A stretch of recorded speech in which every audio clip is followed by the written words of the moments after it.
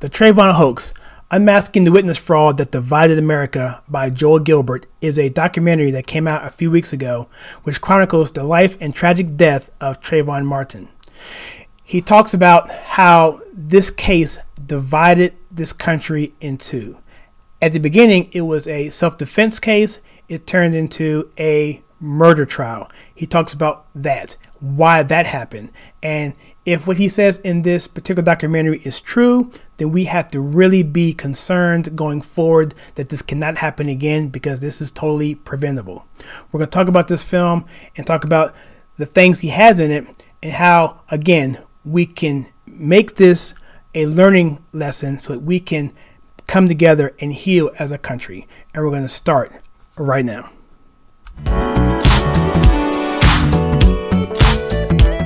Hi, my name is Kyle, and welcome to my channel where we take culture, TV, and movies and we filter it right. If this is your first time here, please consider hitting that like and subscribe button and that bell icon so you don't miss any future content.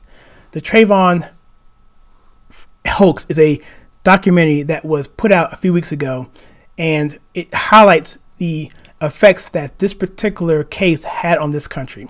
Andrew Gillum ran for governor of Florida, and in doing so, he saw how his campaign kicked off, and it made him ask questions as to why that was, and those questions led to an investigation, and we get to see him go through this process. And so we're walking through Gilbert's eyes and ears as he's finding this evidence and the inconsistency in signatures and in witnesses, and why people are not coming forth with information, and why prosecutors are actually trying to inject information, why admittedly they're actually saying that we purposely led witnesses and push witnesses to say what we want them to say. And people like Rachel Gentel, who was on the stand, and who was she? Who was Diamond Eugene? Who are these people and what's their relationship? Who has something to gain? Who has something to lose? And who is protecting whom? And that's what this is all about. It's a conspiracy that's unraveled, and I think it's a really good piece of investigative journalism, and I think Mr. Gilbert definitely needs to be commended. This is the website. The website is thetrayvonhoax.com. I'm going to leave links to this, but off the bat, I'm saying right now that I highly recommend you seeing this. If you feel that you understand the case of Trayvon, if you think you understand who Trayvon is or was, if you think you know who George Zimmerman is or was, and if you think you understand just the nuances of the trial, I think you should watch this, because I guarantee you, you don't.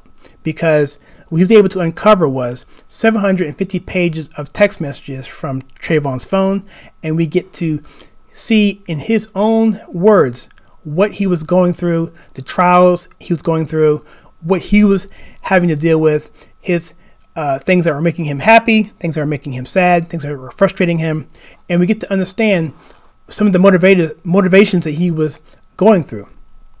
Some people say, look, Trayvon Martin was this thug, and some people say, no, Trayvon Martin was this angel. Well, guess what? He was neither, just like all of us. And he was 17 years old, and he had troubles, like many of us have. And I think personally that he was just trying to outlet these things. He had situations that was hard to deal with, and he got caught in a situation where he was being manipulated by people around him.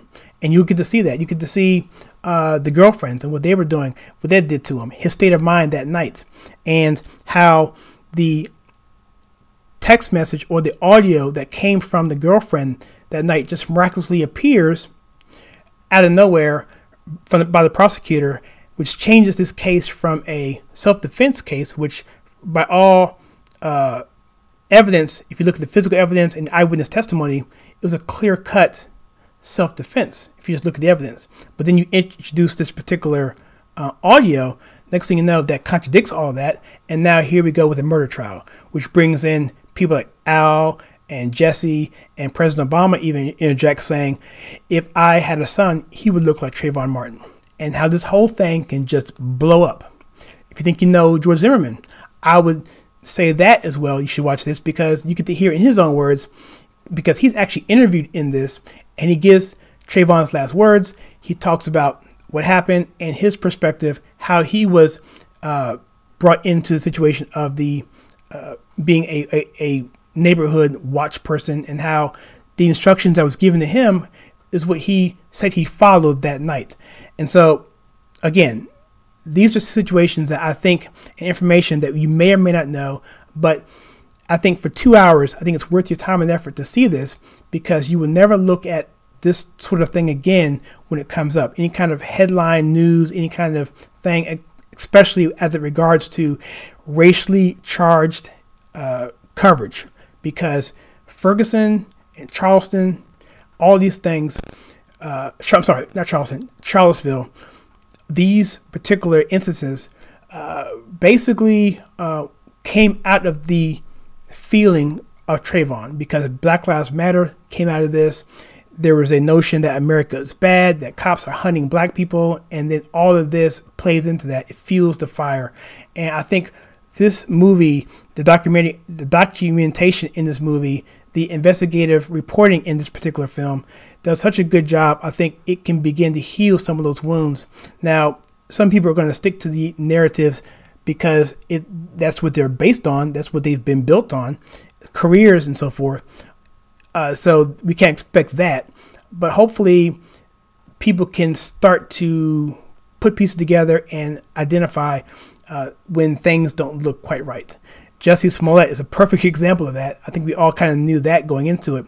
But if that had gone a different way, we could be in a world of hurt right now in terms of race relations. And so, you know, I just want to encourage you to see this. Here's the director here, Joe Gilbert. He's president of Highway 61 Entertainment. He's done several films. You see down there with subjects on Dreams from My Real Father, about Barack Obama, There's No Place Like Utopia in 2014, and one on Donald Trump called The Art of the Insult. In this particular page here on the website, the TrayvonHoax.com, he has a Q&A where he kind of goes through his whole thought process here about the witnesses, Rachel Gentile, and he goes through the letter that came up from Trayvon Martin's mother, and how that was introduced late in the game, and how the defense didn't have discovery for most of the beginning of their trial. For the 2/3 of their trial, they were just trying to get discovery, and how things just weren't done properly.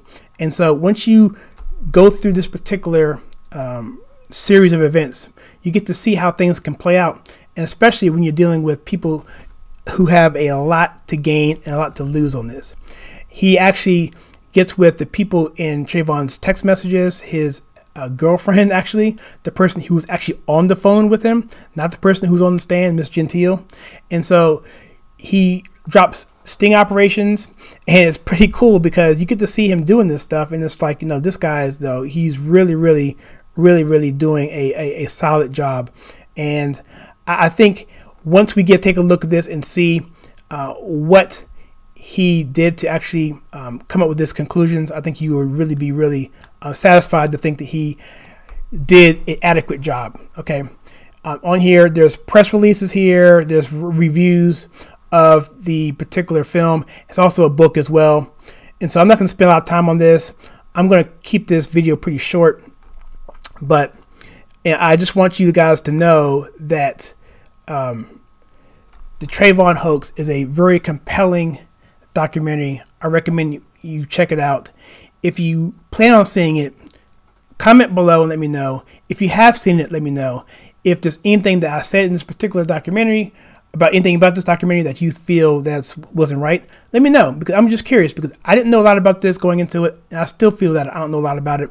But I do know one thing, is that the things I thought I knew, I don't know. And I think that's pretty refreshing. And ultimately, at the end of the day, the whole point of this, and he kind of wraps this thing up, is that this is going to be something that we could help us to heal, because ultimately we want to live in a country where we can all be prosperous together and live together harmoniously. Because right now, the way things are going, it's not looking that way. It's going to take some healing. And if this one instance of racial quote unquote injustice is perceived one way, can be looked at again the way it's supposed to be looked at, if it can be brought back into focus and perspective of what really happened, I think we can really begin to heal this country and this nation, because this is really where a lot of this stuff started, at least in recent memories. And so with that, I just wanted you guys to know that that I really recommend this film, and I look forward to hearing your responses on this. And if you like the content on this channel where we take culture, TV, and movies and we filter it right, please hit that like and subscribe button and that bell icon so you don't miss any future content. And check out some videos that I have right here, and I will check you guys out next time.